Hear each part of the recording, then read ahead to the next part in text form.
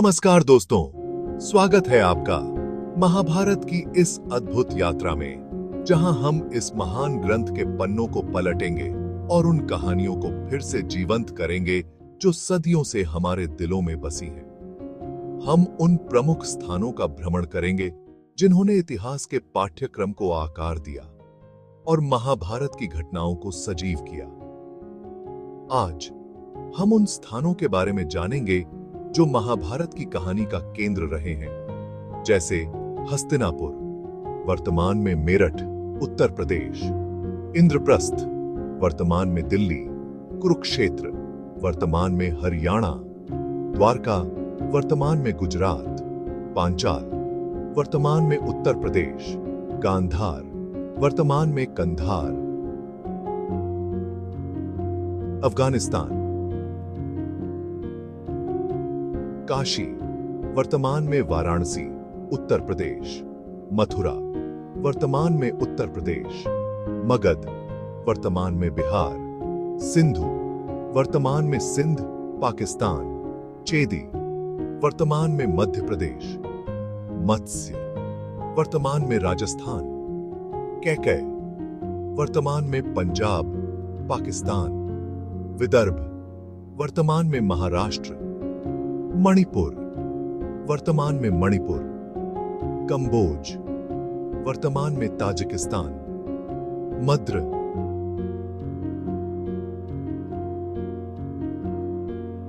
वर्तमान में पंजाब, पाकिस्तान; सुरसेन, वर्तमान में उत्तर प्रदेश; कौशल, वर्तमान में उत्तर प्रदेश; प्रागज्योतिष, वर्तमान में असम। हर स्थान अपने आप में एक कहानी समेटे हुए हैं, एक ऐसा रहस्य जो हमें उस युग में वापस ले जाता है। इन स्थानों पर जाकर हम उन घटनाओं को महसूस कर सकते हैं जो कभी यहां घटी थी। तो आइए, तैयार हो जाइए इस अविस्मरणीय यात्रा पर मेरे साथ, जहां हम महाभारत के प्रमुख स्थानों और उनकी कहानियों का अनावरण करेंगे। यह यात्रा न केवल ऐतिहासिक होगी, बल्कि हमें हमारे सांस्कृतिक धरोहर से भी जोड़ेगी। दोस्तों, हमारी यात्रा शुरू होती है हस्तिनापुर से, जो कुरु वंश की राजधानी थी, जहां राजा धृतराष्ट्र का शासन था और जहां अनेक षड्यंत्र रचे गए। यहीं पर वो भव्य महल था जो अपनी अद्वितीय वास्तुकला के लिए प्रसिद्ध था, और वो राजसभा थी जहां महाभारत का सबसे बड़ा जुआ खेला गया, जिसने इतिहास बदल दिया। शकुनी की चालाकी से भरे इस खेल ने पांडवों से उनका सब कुछ छीन लिया, उनका राज्य, उनका धन और उनकी प्रतिष्ठा, और यहां तक कि उनकी पत्नी द्रौपदी भी। यही द्रौपदी का अपमान है जिसने सभी को झकझोर कर रख दिया और जिसने महाभारत के विनाशकारी युद्ध की नींव रखी, जो सदियों तक याद रखा जाएगा। अब हम आते हैं इंद्रप्रस्थ, जो पहले खांडवप्रस्थ के नाम से जाना जाता था। ये बंजर भूमि पांडवों को मिली, जिसे उन्होंने श्री कृष्ण और अग्निदेव की मदद से एक समृद्धिशाली नगर में बदल दिया। यहीं पर युधिष्ठिर ने राजसूय यज्ञ का आयोजन किया, जिसने उनकी सर्वोच्चता का ऐलान किया और शिशुपाल के क्रोध को भड़काया। शिशुपाल ने भगवान कृष्ण का अपमान किया और अंततः उनके हाथों मारा गया। दोस्तों, कुरुक्षेत्र, ये नाम सुनते ही रोंगटे खड़े हो जाते हैं। ये वही स्थान है जहां महाभारत का महान युद्ध लड़ा गया था। ये सिर्फ एक युद्ध का मैदान नहीं था, बल्कि धर्म और अधर्म के बीच संघर्ष का प्रतीक था। यहाँ पर हर योद्धा ने अपने धर्म का पालन करते हुए युद्ध किया। यहीं पर भगवान कृष्ण ने अर्जुन को गीता का उपदेश दिया, जो आज भी पूरी दुनिया को प्रेरणा देता है। गीता के उपदेश ने अर्जुन को अपने कर्तव्यों का बोध कराया। इस युद्ध ने भीष्म, द्रोण, कर्ण और दुर्योधन जैसे महान योद्धाओं को लीन लिया और कुरु वंश के भाग्य को हमेशा के लिए बदल दिया। इस युद्ध ने इतिहास की धारा को एक नया मोड़ दिया। अब हम चलते हैं द्वारका, भगवान कृष्ण द्वारा स्थापित एक दिव्य नगर। मथुरा में कंस का वध करने के बाद श्री कृष्ण ने अपनी प्रजा को जरासंध के हमलों से बचाने के लिए द्वारका की स्थापना की। यह एक समृद्ध और शक्तिशाली राज्य था, लेकिन महाभारत युद्ध के बाद यह समुद्र में डूब गया, जो यादव वंश के अंत का प्रतीक था। दोस्तों, पांचाल राजा द्रुपद का राज्य, जो द्रौपदी का जन्म स्थान था, यहीं पर द्रौपदी के स्वयंवर का आयोजन हुआ, जहां अर्जुन ने ब्राह्मण का वेश धारण करके मछली की आंख में निशाना लगाकर द्रौपदी का हाथ जीता। द्रौपदी, जो 5 पांडवों की पत्नी बनी, कौरवों और पांडवों के बीच दुश्मनी का एक प्रमुख कारण बनी। अब हम आते हैं गांधार, शकुनी और गांधारी का राज्य। शकुनी, जो कुरुवंश से बदला लेना चाहता था, ने महाभारत युद्ध की नींव रखने में महत्वपूर्ण भूमिका निभाई। उसने जुए के खेल में पांडवों को हराने के लिए धोखाधड़ी की, जिससे द्रौपदी का अपमान हुआ और पांडवों को वनवास जाना पड़ा। दोस्तों, काशी, जिसे हम वाराणसी के नाम से भी जानते हैं, ये शहर अंबा की कहानी से जुड़ा है। अंबा का अपहरण भीष्म ने अपने भाई के लिए किया था, लेकिन वो अपने प्रेमी से शादी करना चाहती थी। अपमानित होकर अंबा ने शिखंडी बनकर जन्म लिया और कुरुक्षेत्र युद्ध में भीष्म से बदला लिया। मथुरा, भगवान कृष्ण का जन्म स्थान, जहां उन्होंने अपने मामा कंस का वध करके लोगों को अत्याचार से मुक्ति दिलाई। कंस के वध के बाद जरासंध ने मथुरा पर बार बार हमला किया, जिसके कारण श्री कृष्ण ने अपनी प्रजा को द्वारका ले जाने का फैसला किया।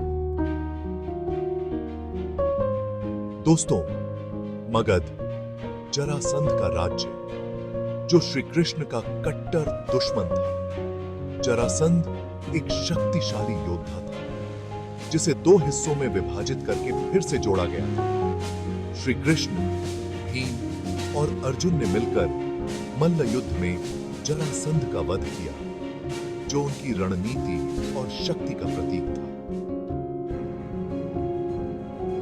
अब हम चलते हैं सिंधु, जयद्रथ का राज्य।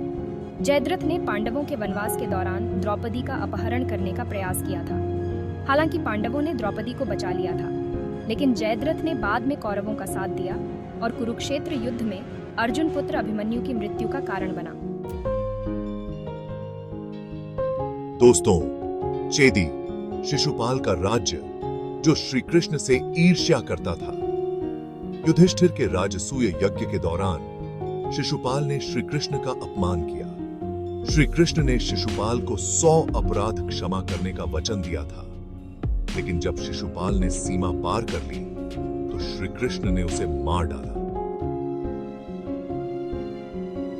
अब हम आते हैं मत्स्य, जहां पांडवों ने अपने अज्ञातवास के अंतिम वर्ष बिताए थे। अर्जुन ने बृहन्नला का वेश धारण करके राजा विराट की सेवा की।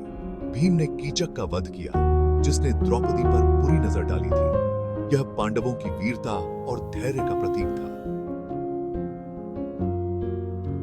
दोस्तों, कैकय, जहां के राजकुमार कौरवों के सहयोगी थे। भीम की पत्नी वलंधरा कैकय की राजकुमारी थी, जो इस बात का प्रतीक है कि महाभारत में पारिवारिक रिश्ते कितने जटिल थे। कैकय के योद्धाओं ने कुरुक्षेत्र युद्ध में बहादुरी से लड़ाई लड़ी, लेकिन अंततः वे भी युद्ध की भेंट चढ़ गए। अब हम चलते हैं विदर्भ, जहां की राजकुमारी रुक्मिणी थी। रुक्मिणी का विवाह शिशुपाल से तय था, लेकिन वो श्री कृष्ण से प्रेम करती थी। श्री कृष्ण ने रुक्मिणी का अपहरण करके उनसे विवाह किया, जिससे विदर्भ और द्वारका के बीच गठबंधन हुआ।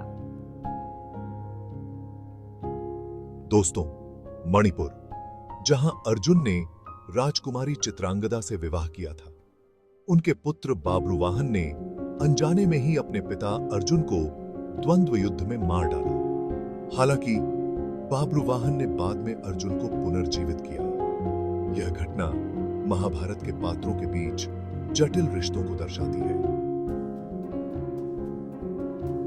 अब हम आते हैं कंबोज, जो अपने कुशल घुड़सवारों के लिए प्रसिद्ध था। कंबोज के योद्धाओं ने कुरुक्षेत्र युद्ध में कौरवों का साथ दिया। उनकी घुड़सवारी और युद्ध कौशल ने कुरुक्षेत्र युद्ध में एक नया आयाम जोड़ा।